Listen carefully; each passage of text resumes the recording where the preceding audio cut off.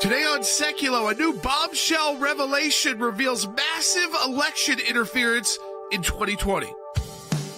Keeping you informed and engaged, now more than ever. This is Sekulow. We want to hear from you. Share and post your comments or call 1-800-684-3110. And now your host, Jordan Sekulow. Welcome to Sekulow. You know, we've talked about earlier in the week Secretary Blinken, who's been caught by members of Congress because he testified, under oath to them and to their committee staff when he was in his process to be confirmed as Secretary of State. And they asked him about his relationship with Hunter Biden, the Hunter Biden letter. They said that Mike Morrell came in here, who was a former acting director of the CIA under the Obama administration, and said that you called him when you were working for the campaign, for Joe Biden's campaign, and said, can you get this letter done? And he's denied. He said, I'm not a political actor. Now we have a bombshell email. The day the letter was released to the public, October 19th, 2020, from Mike Morrell, a former head of the CIA, to John Brennan, another former head of the CIA, both under the Obama-Biden administration. And in the email, Mike Morrell asked John Brennan, John, can I add your name to this list?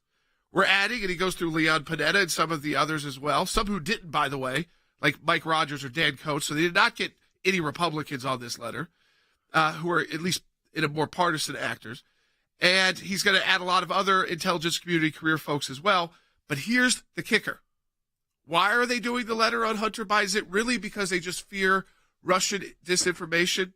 Don't see any of that in this email. That's not even mentioned. It says we're trying to give the campaign, particularly during the debate on Thursday, a talking point to push back on Trump on this issue. Brennan writes back, add my name to the list. Good initiative.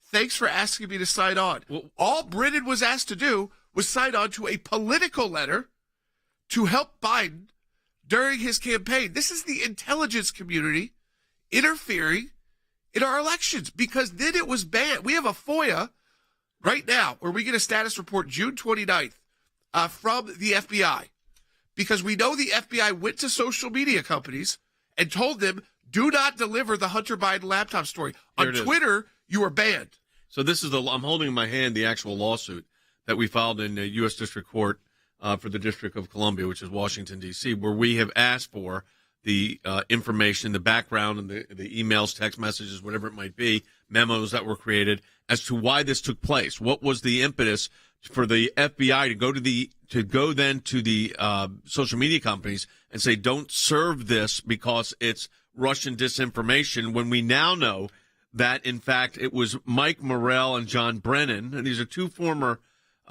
CIA chiefs, directors. Morrell was an acting director, that really were, promoting this. And, of course, it was Antony Blinken that was getting it all arranged in the first place. But when you talk about election interference, you don't have to talk about machine manipulations and all these allegations, that most of which were never proven, none of which were proven on the machine stuff. But as it relates to information that's in the public sphere or not in the public sphere, which is another way to manipulate things, you got to ask yourself, and that's why we're doing that at the ACLJ in federal court, what was the FBI told to do? Who told them to do it? Who initiated this? And what actually did they say to these social media companies? We know that Mark Zuckerberg already said the FBI came to them and said, take it, you got to watch it. What they did was not serve it. You could post it, but they did not serve it, so people would not see it. Like we talked about the shadow banning, that was shadow banning certain posts. We know Twitter took the New York Post off. Remember they banned the New York Post account? Yep. And everyone knew it was real. I mean, it was the photos, but that's why we're in federal court. We're going to actually get an answer to this, and we're going to hold people accountable. But because now that's why we're doing it at the ACLJ. A cabal of the intelligence community interfering in the 2020 election. And we're talking about a couple of weeks before the election, 2 days before the final presidential debate. We'll play sound from that debate, too, how Biden utilized this letter to push back on Trump in the debate. Heads of the CIA playing politics like this with facts that are important to the American people when they're making a decision on who to elect as their commander-in-chief. Share the broadcast. If you're watching the broadcast, we'll be right back on Sekulow. One of the most most important components of this pernicious effort to treat a true story as Russian disinformation was an open letter released in October of 2020. That letter was signed by 50 current and past intelligence officials. The signatories included John Brennan, former director of the CIA. Now, the letter famously concluded that the New York Post Hunter Biden laptop story has all the classic earmarks of a Russian disinformation operation. Breaking news tonight from John Solomon. Now, moments ago, he obtained this email. Take a look at this right here, dated October the 19th, 2020, between former acting director of the CIA, Mike Morell, and former CIA director, John Brennan. 9:30 a.m. Morell asking Brennan, quote, "Can I add your name to the list?" Trying to give the campaign, meaning Joe's campaign, particularly during the debate on Thursday, a talking point to push back on Trump on this issue. Brennan responds 17 minutes later. Quote, "Okay, Michael, add my name to the list. Good initiative. Thanks for asking me to sign on." Now, did Brennan attempt in any way to verify the claims that are in the letter? He didn't ask a single question. He didn't want to corroborate any details. And apparently neither Brennan nor Morell cared if the letter was accurate. Got the letter October 18, 2020. And at first glance, it seemed natural to lay the blame at the Kremlin's doorstep. Remember, Vladimir Putin is in the Kremlin, and he's well known for cloak and dagger espionage operations. But at the same time, there was no evidence, and the letter noted there was no evidence. That was election disinformation, but it wasn't from Russia. It was from Joe Biden, the Biden campaign, and former U.S. security and intel officials that went along. This was their in-kind donation to help Joe hurt Donald Trump in the process and lie to you, the American people. All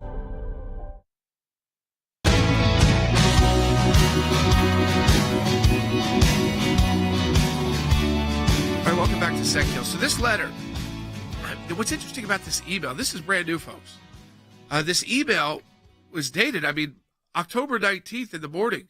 It only took about 18 minutes for John Brennan to decide, as a former CIA director, I'll join a letter that a laptop is totally Russian disinformation without asking any questions, because he knew it would assist the Biden campaign. It would try to give the campaign. It was done for the campaign. Be clear. Trying to give the campaign, this is from Mike Morell to Brennan, particularly during the debate on Thursday, a talking point to push back on Trump on this issue. So the letter then goes out later that day, October 19th. Now listen to what happens at the debate on October 22nd. Bite 17. There are 50 former national intelligence folks who said that what he's accusing me of is a Russian plan. They have said that this has all the five former heads of the CIA, both parties, say what he's saying is a bunch of garbage. Nobody believes it except his and his good friend Rudy Giuliani. You mean the laptop is now another Russia hoax? That's exactly what. This is where he's going. Here's the problem. That was a lie. Okay, it was not only was it a lie, but this was during the heat of an election. So I want to reiterate this. We were kept from seeing it. Yeah, well, the American people were kept from seeing it because the FBI took the unusual step of contacting social media companies, which we don't know this till after the fact, and went to these social media companies and said, don't serve this story about the Biden laptop. So what your American Center for Law and Justice did then was file a federal lawsuit. That federal lawsuit wants to know and will get all of the information as who came up with this plan to tell these social media companies not to cover the Hunter Biden laptop, who came up with this Russian disinformation line of argument, who's responsible for it, and that's how you hold people accountable, because we can take all of that information, march it across the street in our offices in Washington. We're next to the Supreme Court, but we're one block from the Capitol, and we march it over to the Capitol and give it to Congress. And this is where, folks, it makes a difference. Now, you've got to ask yourself also, this is classic disinformation, so coordinated that the Morell-Brennan email exchange, which talks about this as a talking point for a campaign, and this is where you got to understand what we're dealing with. It's a talking point for a campaign, but take it a step further. They knew that's what it was going to be. In other words, this wasn't, we better get ahead of this Russian disinformation. It was, this is a talking point for the campaign. And then the president of the United States now, Joe Biden, the candidate then, used it in the debate. Yeah, I mean, exactly as they asked him to. And we just played it for you. So it was set up perfectly. Not only did it shut it down from voters being able to see it, to make so if that could have an impact on how they voted, to see the corruption, also the emails back and forth about, helping the big guy out. It wasn't just the salacious photos that kind of confirmed this was Hunter Biden's, by the way, but it was the emails about his getting money to his dad from foreign nationals. Remember, yesterday, Grassley comes out, and this is Senator Grassley, saying, we know that the FBI has a 1023 form from a confidential informant who says that a foreign national, and spells it all out for them, paid Joe Biden to influence policy when he was vice president of the United States. And John Solomon reported it's absolutely Ukrainian. Now we're in a war in Ukraine. I mean, you put all this stuff together, you realize the impact it had on our election, the impact it has on our foreign policy decisions, fire the prosecutor, endless war in Ukraine.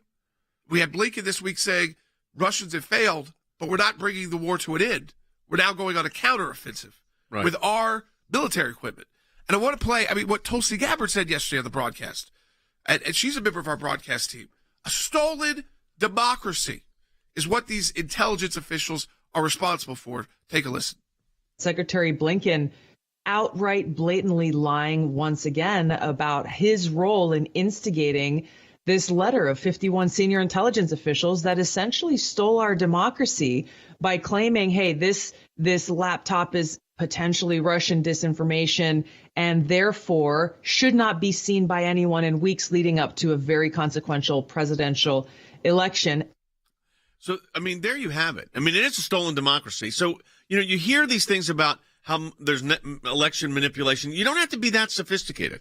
You just have to have the right contacts. Those contacts could then go from you to the Federal Bureau of Investigation, from the FBI to the social media companies, to tell them don't post this information out there, don't get this out there, don't serve it, which is where people are getting their news from now. Yeah. And that's how you stop. Well, that's how you impact the election. The cable news, because they could not put it on their websites. Right. They couldn't share clips of it. So if they talked about it, all they really did talk about it was the New York Post being banned. Right. And the letter. Correct. The letter became the story. The letter, it became, wow, all these intel officials, all these Democrat intel officials said it's Russian disinformation. There is no way. We now know. Mike Morrell didn't attach a document explaining to Brennan how they believe this is Russian disinformation. No, Brennan said, this is great because good initiative. Thanks for asking me to sign on. Add my name to the list. In 18 minutes.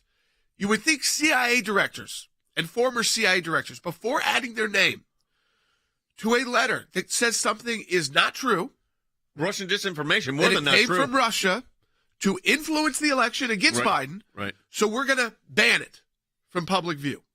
And we want it banned from public view so that we can give Joe Biden a talking point in the debate in 3 days against President Trump, which exactly they absolutely did, and it shut the issue down.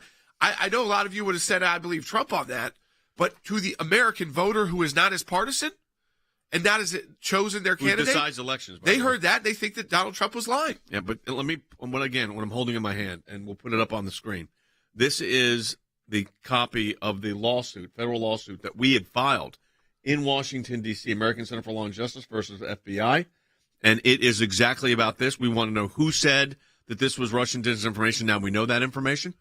What they said to the social media companies, why the FBI took this unusual step of communicating with the distributors of information on social media platforms to squelch this story.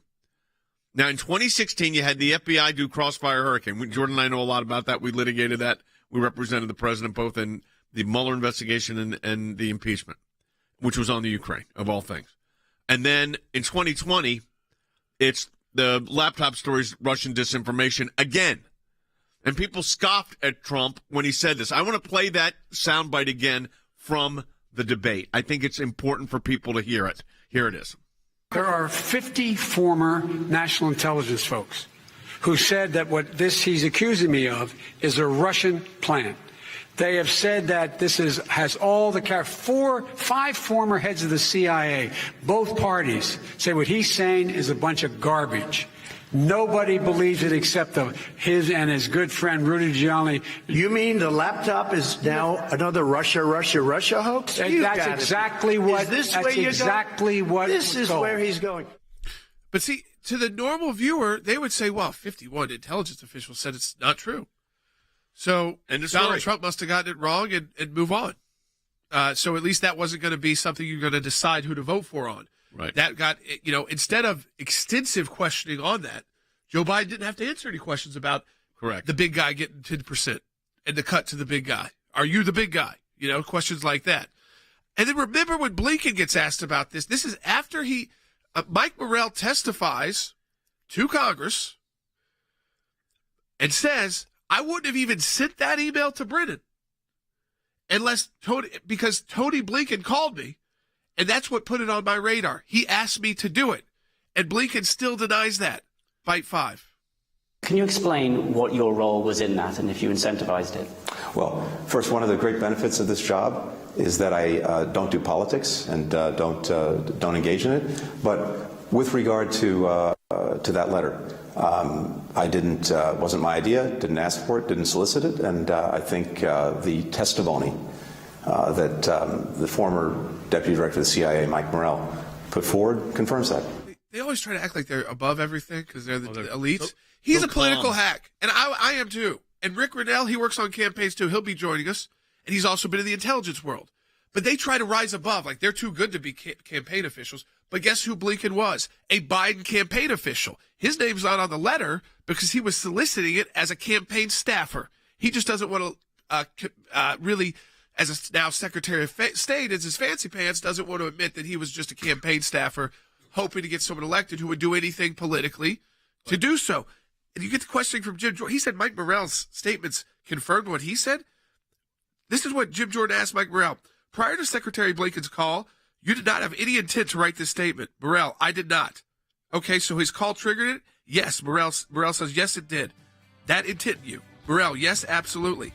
He also said one of the two goals in releasing the letter, help, which we now see in the email, help Vice President Biden in the debate, assist him in winning the election. Morrell actually testified to that under oath. And Blinken is trying to say that testimony helps his case, that he had nothing to do with it? No, it's baloney. He literally said, I wouldn't have even written the email to Brennan if Tony Blinken didn't call me. But this is exactly why we are going to fight on this. But you understand, this was squelched while President Trump was the commander-in-chief. Understand that. Okay, folks? This was going on in the FBI and in the intelligence communities while Trump was president. So you can know what they're capable of doing. Support the work of the ACLJ. That's why we're in court, to get to the bottom of this and hold people accountable. Yeah, donate today at aclj.org. We'll continue this discussion. If you want to give us a call, 1-800-684-3110. And the IRS will be talking about coming up next.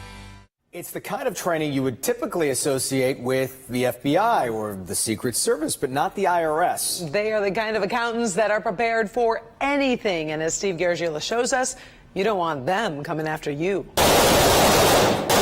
It's a training day for these agents of the Internal Revenue Service CI division. They receive extensive training in law, in the application of law, in executing enforcement operations, in the use of firearms. Most people associate this kind of training with the FBI, Secret Service, but not the IRS. I was on your show a couple of months ago doing a story in Los Angeles where they're removing police officers from the streets and having folks go, an unarmed response team respond to emergency calls. And yet IRS agents are able to maybe come to Matt Taibbi's house. Remember that surprise call with a gun? Does that really make sense? What is the standard for somebody that has an IRS agent show up at their door? What is the standard for showing up armed? I mean, obviously we know that we have a drug dealer that's not, for example, paying their taxes. But if we have a journalist who probably isn't making a whole lot of money, I mean, it just concerns me that standard is something that really we should look into as the IRS. I mean, it's not every day that an IRS agent shows up at your door with weapons. So I think that should be more, rare. What is the stated purpose of unlimited force and having these guns? What is it that they want to do? To intimidate. Back in the 90s, they got caught breaking into people's houses, scaring kids, going into businesses, and They had hearings back then that were so awful, they backed off. They're hoping people forget how bad it's been. I was already afraid of the IRS. I know.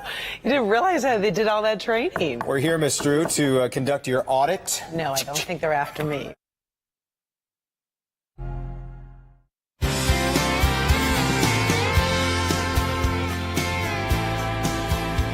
All right, welcome back to Sekulow. We are taking your calls too at 1-800-684-3110. That's 1-800-684-3110. I think this all ties together because we're going to keep talking about this intelligence issue. We got Rick Rennell, who's part of our team. He is one of those intelligence community officials. Yes. I mean, he was the director of national intelligence. Yeah, so level. very similar to who was getting a request on this on the Democrat side to sign a letter. You know, one of the questions I want to ask him is just, even if you got something like this, and you were even interested in possibly saying maybe this was something like that, wouldn't you have asked like a follow-up email and like, do you have some evidence of this before I put my name to it? And it's just, and then we found out later it's what they put their name to was not only untrue, it was just for politics. So we'll talk about that with Rick Rennell. We'll take your calls too at 1-800-684-3110. But at the same time, while the Democrats, I mean, this is happening right now as we speak, AOC's talking about it now, are trying to defund the police. They are continuing those efforts while cities crumble. While we see mass shootings, guess who shows up when there's an active shooter? Not the feds. They show up after the fact. But they're not the first call. The first call is the local police. But they've said, we don't want a militarized local police. But guess who they want to militarize?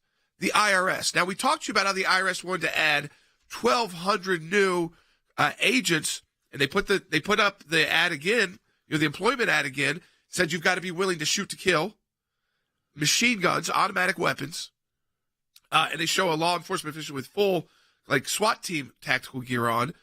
And now we know from the IRS, a report, and this is an official government report, that the IRS has been stockpiling weapons, ammunition, and combat gear, $10 million of ammunition and combat gear since 2020. Before you go further, my first job out of law school was with Chief Counsel's Office of Treasury for the IRS. IRS was our client.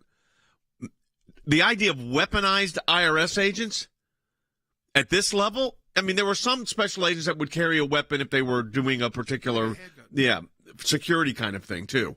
Like at your office. Yeah, because we had incidents occasionally.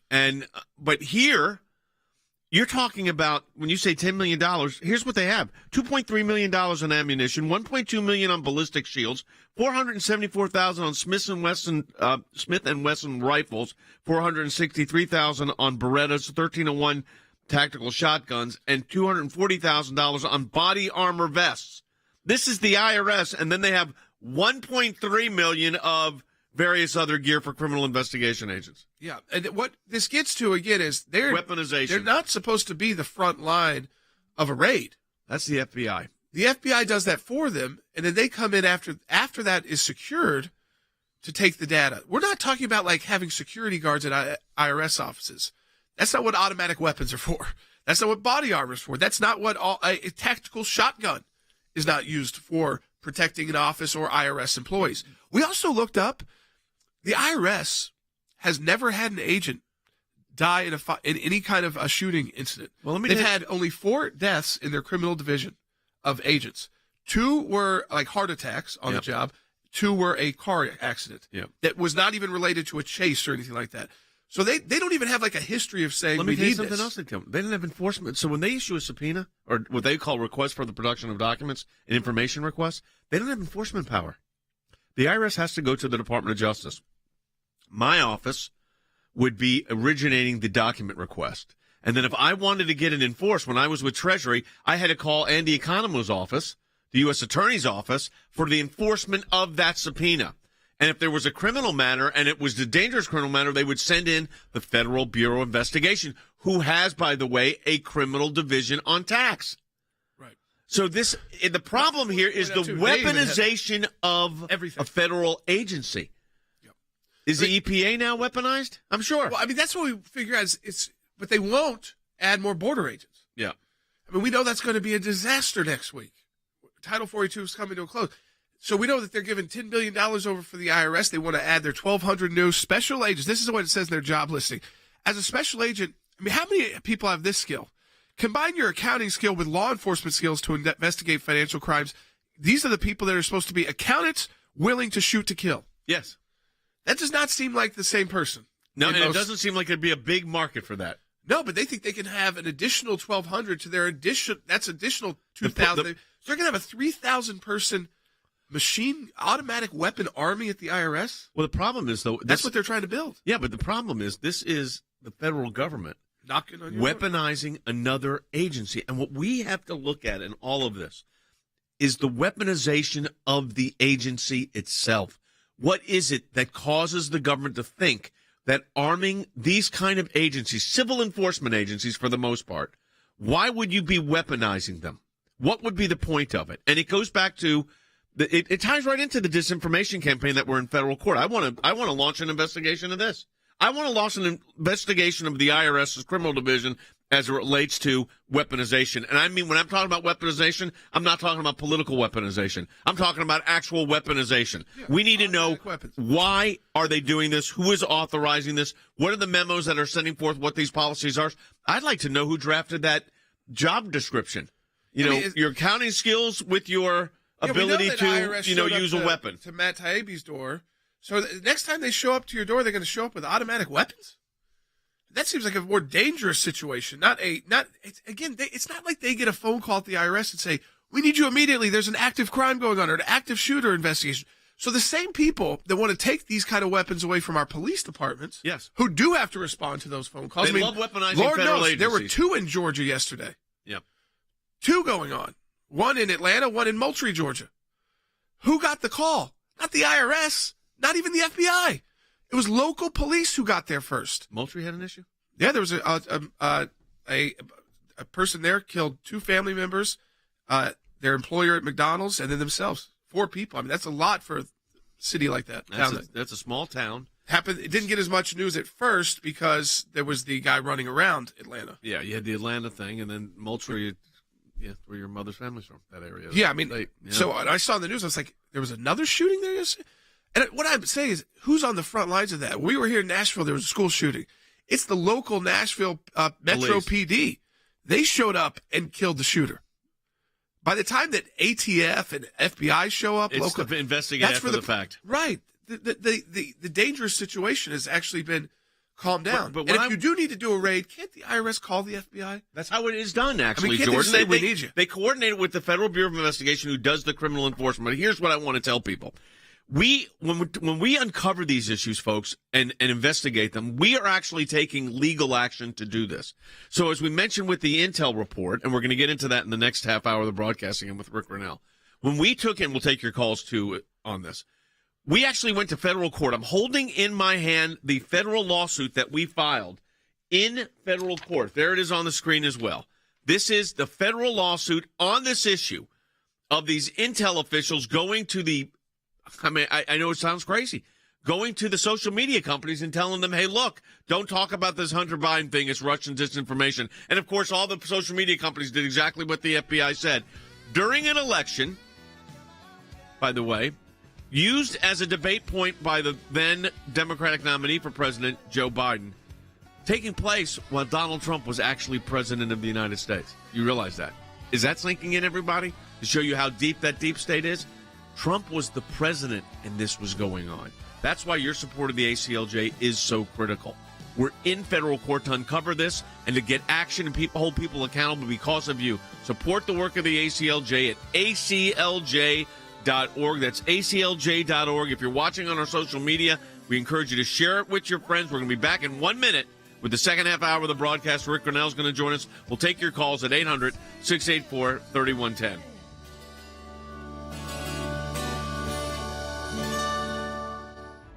In 2021, 2 Yemeni nationals on the FBI terror watch list were caught by U.S. Border Patrol agents. This was a heroic moment. Deep state officials silenced the heroism of our border agents who put their lives on the line to keep us safe. The White House doesn't want you to know they've lost all control of the border.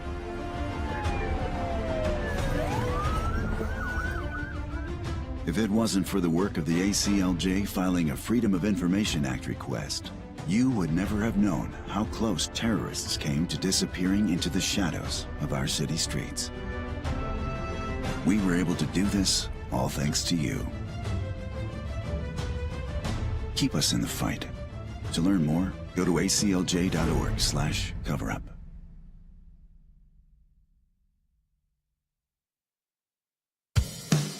Keeping you informed and engaged. Now more than ever. This is Sekulow. And now your host, Jordan Sekulow. And welcome back to Sekulow. We are taking your calls to 1-800-684-3110. We're about to be joined by our senior advisor for foreign policy and national security, who is one of the officials that would have been similar. Of course, he didn't get asked to sign this letter, but a former acting director of national intelligence, a former ambassador to Germany, and State Department official, Rick Renell. Because even the fact that these guys, what I was shocked by with the email was that it was the day the letter went out saying this was Russian disinformation, right? The day it goes out is when Mike Morrell, the former CIA director, writes another former CIA director, John Brennan. And it's like a 3-sentence email. There's no attachment saying this is why we believe it's, Russian disinformation. It's just, this is what we're saying. It says, can I add your name to this list? Trying to give the campaign, particularly during the debate on Thursday, a talking point to push back on Trump on this issue. Not to protect America, not because we actually believe this is Russian disinformation. We just are trying to give Joe Biden and the campaign a talking point for the next debate. That's as political of the intelligence community. I mean, talking about a politicized deep state. When you've got a bunch of former CIA directors in a cabal together saying we're gonna put an end to this for Joe Biden because we need to help him in the debate. I mean, that's why people have lost trust in so many of these government institutions, the ones that we actually had the most trust in. Like, even though we didn't know what the CIA was always up to, you thought that they were at least doing, as we said, work that was difficult. You might not always agree with their decisions, but they were trying to do good things. Same with the FBI. They're humans. They're not perfect, but they would try to do the right thing. Like, that would be the starting point, not politics, not presidential debates. Yep. That's why we're in federal court on this, folks, as I said earlier. That's why we went to federal court to get the information. Let's go ahead and take Becky's call on line 4. Becky, welcome to Broadcast. You're on the air. Hi. My kind of question and comment was that are these 50 people that signed off on this lie letter, kind of colluded on it, is there like a public's names list? Because most of them, I'm wondering how many of them are still in office. They were biased against Trump and he's running again. So some of the lower level folks on here, not like the former CIA directors, but Gerald O'Shea, who signed the letter, still works at the CIA, it appears. I mean, you got to look that up. They don't always say.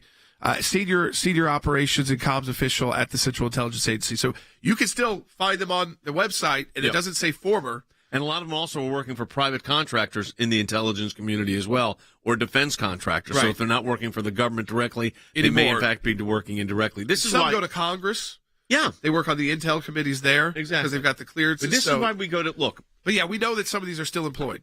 So this is why we go to federal court on those things. Because as the American people, you have the right to know what your government's doing, what information they're getting out, what disinformation in this particular case they're getting out, and hold people accountable. That's exactly why we went to federal court on this. And we have a status report we have to file with the court towards the latter part of June on this case, because we're just getting information. We're going to fight to get the information. But you, the American people, the taxpayers that are paying for all of this, need to get that information. You need to have that information in your possession because it's your government. And at the end of the day, that is the most important part of this. It's our government. We, the people. We have the right to this information. And that's why your support of the ACLJ lets us do that. We get to go to federal court to fight for you. And we're going to continue to do that with your support of the ACLJ. Let me encourage you to go to aclj.org. That's aclj.org and support the work of the American Center for Law and Justice. When we come back from the break, we're going to be joined by Rick Renell. Yeah, all this information, too, is up at aclj.org. You can see the FOIA. We know that they have to respond June 29th in a joint status report about the documents.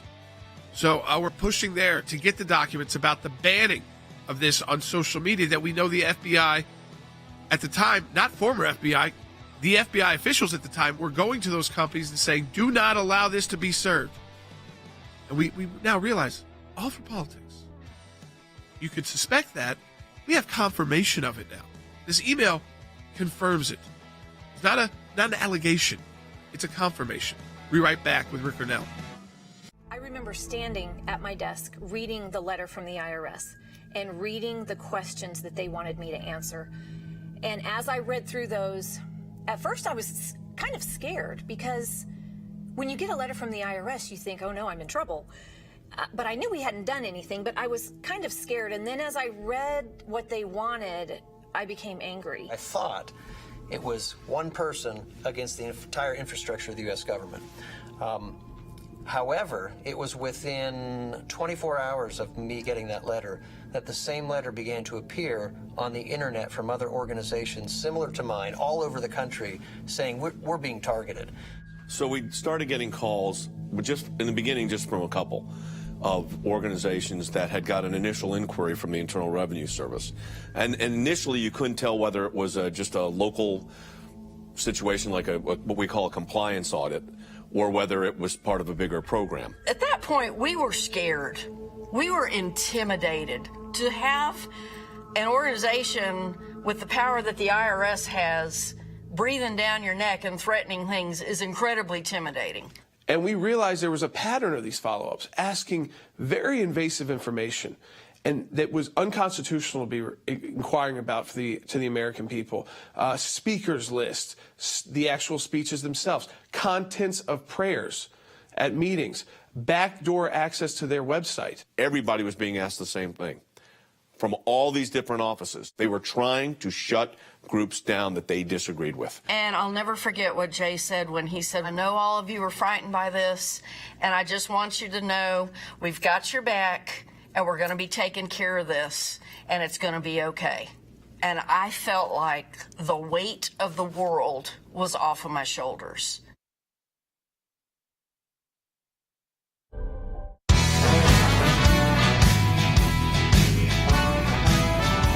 All right, folks, a great day to have our Senior Advisor for Foreign Policy and National Security join us because he was the Acting Director of National Intelligence. And when we talk about the Hunter Biden letter, again, with those 51 former intel officials, there were a lot of people with that kind of title on there. There were former CIA directors, 2 of them right at the top. And we know that Secretary Blinken was leading the charge for the letter. He's not on it because he was the campaign staffer or campaign associate, even though he says he's above politics. He was the campaign associate who was putting the letter together. And Mike Morrell said the only reason he even asked people like Brennan to sign the letter, or he himself put together this signing campaign, was because Tony Blinken asked him to. And in the letter it says, in the email to John Brennan, I just want to say it one more time, this is the same day the letter goes out. So it's not like these guys did any research or work before they put their names on it. He just says, we're trying to give the campaign, particularly during the debate on Thursday, a talking point to push back on Trump on this issue. And then John Brennan, 18 minutes later, no questions. Okay, Mike, add my name to the list. Good initiative. Thanks for asking me to sign on. I mean, Rick, when we talk about election interference, this is about as real as election interference gets. When you have former CIA directors putting together a letter, they don't even know if it's true or not. They don't even ask if it's true or not. They might even know it's false, to impact a presidential debate. I thought it was pretty shameful that not a single one came forward and said, hey, can we see some of the intelligence that you have on this? No one asked for a briefing. No one asked for any information. These people just immediately became political. And when you combine the Russian collusion and the Steele dossier, I got to say, we have to have a total revamping of the CIA and intelligence agencies' leadership. These people are way too political. They politicized intelligence. Then they blamed the other side. They have been leaking to Congress, to partisans in Congress, who then manipulate. And let's just remember, they leaked this innuendo campaign to the Washington Post, who first ran an article suggesting, the agencies are now looking at the laptop to see if it's Russian disinformation. They leak that to the Post. The Post dutifully prints it, and then they use that to say, look at this. There's a whole bunch of smoke here. There must be fire. Sign this letter.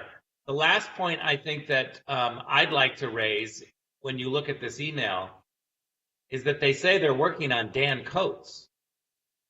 Why are they thinking that Dan Coates is going to sign a letter that is completely political, Dan Coates being a Republican?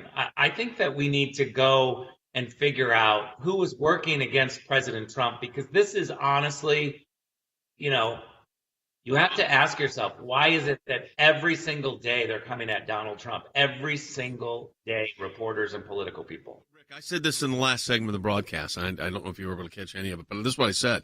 I said, people need to understand, our listeners, our members, the ACLJ members, people listening to these broadcasts or watching on social media, you understand this took place, this letter and this disinformation and this going to the FBI, going to these social media companies under Donald Trump's watch. In other words, they did this while Trump was president. That's what's got me so concerned. It's so outrageous, but it just goes to show that the intelligence agencies are filled with partisans. And by the way, this is not a controversial statement. I know a lot of intelligence officials, career intelligence officials, who are not partisan, who work every day to make America safe, and they're not interested in playing a partisan game because they're interested in keeping America safe. There are a lot of people, the majority of people are working hard for our country, but they know who the partisans are. Everybody knows who's leaking. Everybody knows who is trying to, push an agenda. I mean, on that list, too, was Sue Gordon. Remember, Sue Gordon is the one who was complaining that she wasn't getting a big job in the Trump administration. And here we see she's part of the group that is working against Donald Trump politically. So it's the same people who promote these career intelligence officials or career officials in the media because they say, oh, these people are above reproach and they're just working for the country. Meanwhile, we're catching them working against the Republican. Yeah, I mean, as we pointed out, this is happening while President Trump is president. They're even talking about going to Republicans. But I want to play the sound from Blinken again because I just want to because it's just unbelievable that he sits down with Fox News and says and just lies to him. And this is after he's gone through all this confirmation process, saying he had nothing to do with any of this.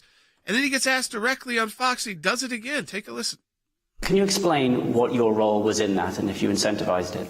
Well, first, one of the great benefits of this job is that I don't do politics and don't engage in it. But with regard to that letter, I didn't wasn't my idea. Didn't ask for it. Didn't solicit it. And I think the testimony that the former Deputy Director of the CIA, Mike Morrell, put forward confirms that. What we know, Rick, is that he didn't send the email to Brennan. He had Mike Morrell solicit it. But he did go to Mike Morrell, the former CIA director, and ask him to do it. That was so Mike Morrell has testified under oath to Congress that he wouldn't have even asked. He wouldn't even written this letter. He wouldn't have come up with this idea unless Tony Blinken called him. Look, I see it very clearly. Tony Blinken called him from the campaign and said, we saw this Washington Post story, and he clutched his pearls and was saying, oh my gosh, I can't believe this could be Russian disinformation. Maybe he didn't say get together 51 people and write a letter, but he certainly presented the political opportunity to Mike Morrell, who immediately, clear-eyed, got the message from Anthony Blinken and went out and did politics. Let me just also add, for the Secretary of State to say that he doesn't do politics is a farce. He has embassies around the world where every single embassy has a division within the embassy called the political division. The political officers are how they're named. Of course they do politics. What Anthony Blinken should have said is, I'm not doing partisan politics. He didn't say that. he immediately just said, oh, I don't do politics. Maybe that's the problem with Anthony Blinken. The world is working on politics, the politics of war, the politics of water, the politics of a whole bunch of issues. And Anthony Blinken doesn't realize he's supposed to be doing politics.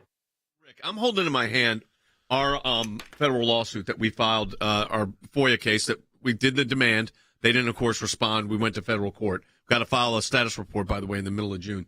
American Center for Law and Justice versus the Federal Bureau of Investigation in the United States District Court for the District of Columbia. What I think it'd be good for people to hear from you, because you were inside government. You were the member of the cabinet, director of national intelligence. You also have been an ambassador to a G7 country, Germany. But from the intelligence standpoint, how important is it? Because what I'm telling people is the way we're going to find out who's behind all this, and then you work with Congress to hold these people accountable, is to get the data. Without the information, you could talk about it, but you got to take action here, which is precisely what we're doing. Look, I think it's clear that what we have to be able to do is get the intelligence agencies to say that not a single one of these 51 people had any piece of intelligence or had a briefing. None of them ever had a briefing suggesting that Hunter Biden's laptop was Russian disinformation. They made it up. They did it for politics, partisan politics reasons. And so we need Avril Haines, who is the director of national intelligence, to come out and protect the intelligence agencies from this partisan manipulation. Right now, the intelligence agencies are taking a huge hit because leaders of the intelligence agencies are caught red-handed making partisan politics during an election season, 3 weeks before an election.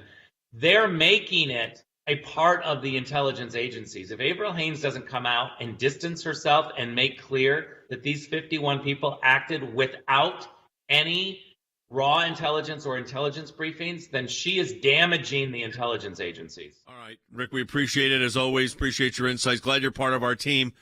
Folks, we get people like Rick Grinnell, former director of national intelligence, ambassador to Germany, 2 decades worth of experience at the United Nations because of your support of the ACLJ. We're able to go to federal court to get to the bottom of this because of your support of the ACLJ. Let me encourage you to support our work. You go to ACLJ.org and become a member of the ACLJ. Just make a donation and you become a member, and I encourage you to do it. Now, when we come back from the break, we're going to take your phone calls at 1-800-684-3110. We have one phone line open. So if you want to give us a call, do so. 1-800-684-3110. If you're on the line, and there's 5 of you that are, stay on the line. We're going to get to your calls in this next segment of the broadcast. But again, if you want to talk to us on air, 1-800-684-3110. And don't forget, support the work of the ACLJ at ACLJ.org. Follow us on all the social media. Make sure you hit like and share on whatever application you're working. Our preferred, of course, is Rumble. But if you're on YouTube, Rumble, Facebook, whatever it might be, we encourage you to do that as well. And you can at Jordan Sekulow, at Jay Sekulow, at Logan Sekulow, and at ACLJ. We'll be back with more in just a moment.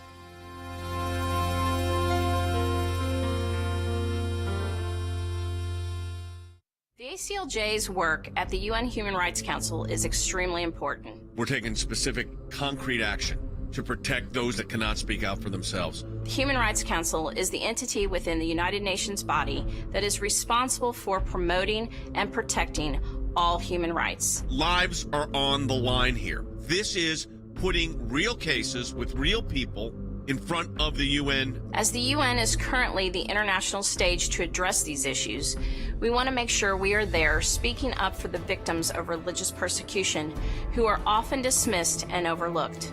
Ministry of Presence is actually a very effective tool when fighting for justice. Putting this forward before the Human Rights Council is a very important part of our advocacy for people that really can't speak up for themselves. You get to name and shame publicly world powers.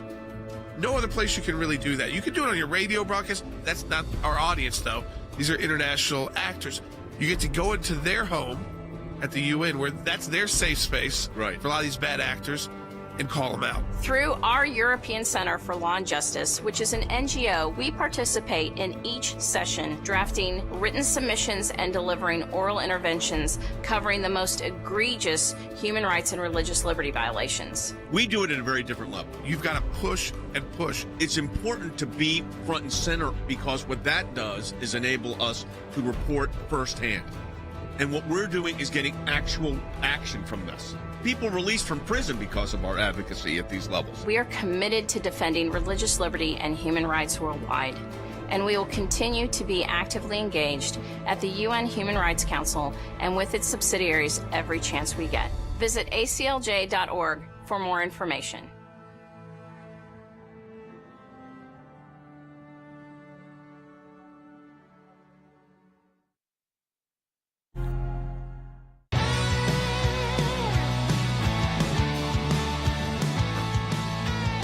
All right, welcome back to Sekulow. We're taking your calls to 1-800-684-3110. We're talking about the IRS issue with their funding of the $10 million weapons spending spree they've been on the last couple of years. That just got reported. That's from a government report, by the way. That's not an allegation. That's a report. We're talking about the intelligence community letter. We now know, we see the email from Mike Morrell to John Brennan. People have asked, how many people are still in the intelligence community. Remember at the end of that letter, it also said, we know there's one named, but there's also 9 people who they say they can't name because they're currently in the intelligence community. There's no indication those 9 people are no longer there. So, there's at least 10 that we can count to right now that are likely still working on the taxpayer dollar who signed a letter that was false to impact an American election. And the others may be working for AI companies that work with the intel agencies. That happens a lot. Let's go ahead and take phone calls. We're going to take them in order of the call. If you do want to talk to us, 800-684-3110. Let's go take a phone call, George. Yeah, Twyla in California online too. Hey, Twyla. Hi, Jay. Hi, you guys. By the way, we love your work. And I had 2 statements. Of the 51 people that signed that paper confirming that it was true, how many of those people still have their clearance? And my other statement is of the guns. All this time, the IRS was stockpiling their guns, but then trying to strip us. Her question. Okay, Twyla, let me answer your first question. How many still have security clearances? I'd venture to say all 51, because there's been no adverse action taken on their misinformation campaign. That's why I didn't want to cut you off to be rude. I wanted to answer your question.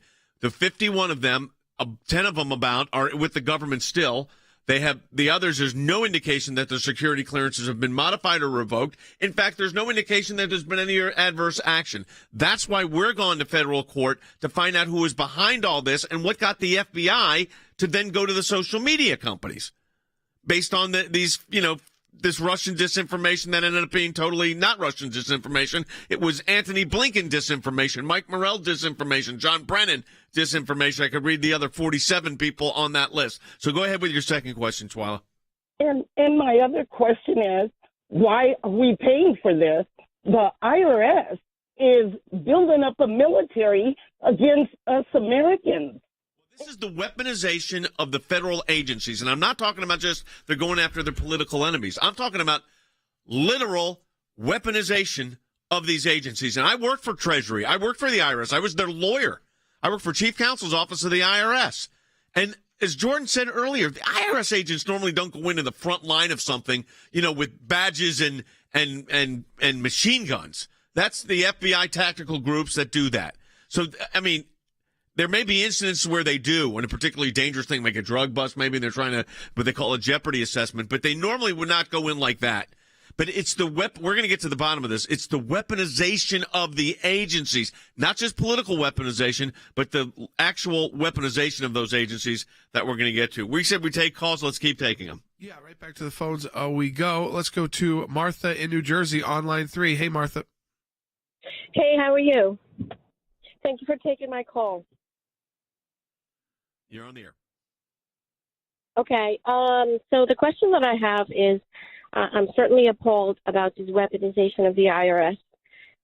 I'm a CPA by trade, and the first thing that comes to mind is, as part of the profession, what can the profession do to join you and fight this? Because when I think of a CPA, I think of integrity, and I think of utmost honesty. And I just can't see a whole bunch of accountants lining up to get jobs at the IRS with literally machine guns to enforce But that's what they're hiring. But this is what's so fascinating, Martha. It's great that you're a CPA, because here's what if you wanted somebody in the criminal investigation division of the IRS, you'd want them to be a CPA, or at least close to a CPA. CPA is a very highly ranked, tax professional, but a CPA or someone in that realm that has training in the tax code. I get that. They work with the Justice Department. But as Martha said, you don't send them into a situation where they're in a battle. But, they're weaponizing these agencies. And I'm saying, I'd like to know what they are weaponizing. I'd like to know what the American Institute of Certified Public AICPA has to say. It's the American Institute of Certified Public Accountants, what they're thinking. Yeah, because it is bizarre. They're weaponized. They're not just saying we need security people that have that background. To get this job, you must have accounting skills. So you're going to be an accountant with an automatic weapon. It's two skill sets, like Martha's saying. They don't really go together. That's not the same kind of personality. It's not the person that you would want to have the automatic weapon to secure you in that situation. Even if this was something legitimate, this job doesn't sound legitimate. So let me tell you how it would work. Who is this person? No, let me tell you how it worked when I was with Treasury. It was a long time ago, but it's basically the same thing. You have a Treasury manual that governs this. So let's say you had a case, and I'm the lawyer in my old office, and I got a file, and I say, and it was produced by CID, Criminal Investigation Division. They're saying, hey, this may be what we call a referral, Jordan, a CID referral. And I would do what's called a CID referral letter from the Department of the Treasury to the Department of Justice, which is the enforcement mechanism. And the Department of Justice would then determine whether they're going to send in agents. They would not be generally they'd be FBI agents, not IRS agents. The IRS Criminal Division investigates cases that may be criminal tax, but it's always referred to the Department of Justice. So this need for weaponization is preposterous, frankly. Yeah. We could go back to the phones, take more calls. Let's go to Warren in Utah on line 1. Hey, Warren. Hey, guys. Great to hear you guys. You guys are awesome. You're on the air. Hey, I got a question for you about immigration. I was just wondering, I'm really concerned about all these people coming across the southern border next week. Is there something that us Americans could do to stop this? I've been trying to call my congressmen and my senators, but all I get is the same answer, that they're trying to work on it. But I'm not getting no response from nobody. And isn't it the duty of the federal government to protect all the Americans? Influx of huge numbers. Mayorkas was down there yesterday. They didn't make much of a statement on it, but the truth is the cities are, and by the way, mayors of Democratic mayors of cities that are more liberal politically leaning are saying we're about to get an invasion here, flooded with people. Hundreds of thousands. And they have no capability of handling it. They can't expel them anymore. And so listen, you have to process. Through our work on this in federal court, we were able to get information that showed that at 2, and now we know 70 individuals on the terror watch list. Do we have that video loaded? That 1-minute video? If we do, I'm going to play it after the program, just to let people see that are watching on social media. We were able to uncover in federal court that FBI, Department of Homeland Security, knew that individuals on the terror watch list got in to the United States through their southern border. That's how dangerous the situation is, and it's about to get, unfortunately, much, much worse. Yes, folks, we want you to support the work of the ACLJ at aclj.org. Donate today. That's how we do this work. That's how we have the broadcast team that we have as well, but also the work that we talk about here gets done, not just by a handful of us, but by an entire team of attorneys, government affairs specialists here in the United States and around the world. So support the work of the ACLJ at aclj.org. Donate today. We also remind you as well, you can share this broadcast in just a few minutes. If you're watching this broadcast anywhere like Rumble, YouTube, and Facebook, in a few minutes, if you thought this news was important that we discussed today, you can share that with your friends and family. So I encourage you to do that as well. Yep. If you subscribe on these pages, hit that button as well. And we will talk to you next week on Sekulow. If you're on our social media, stay there. We're going to play for you a very special report. You're going to want to stay tuned for this. Share it with your friends. Here we go. For a decade. In 2021, 2 Yemeni nationals on the FBI terror watch list were caught by U.S. Border Patrol agents. This was a heroic moment. Deep state officials silenced the heroism of our border agents who put their lives on the line to keep us safe. The White House doesn't want you to know they've lost all control of the border.